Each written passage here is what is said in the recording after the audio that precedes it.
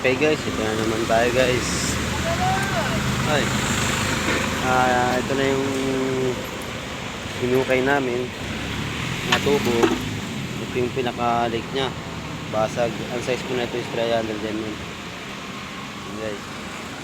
HDPE po yan. Yan, ito po ang repair namin.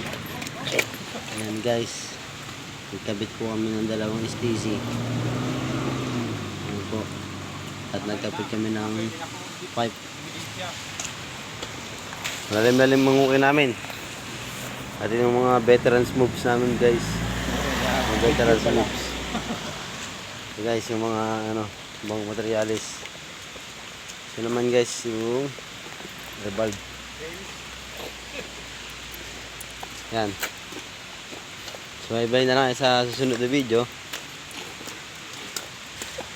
Mga malapit yung kaibigan. Guys, kaway-kaway na mga dyan guys.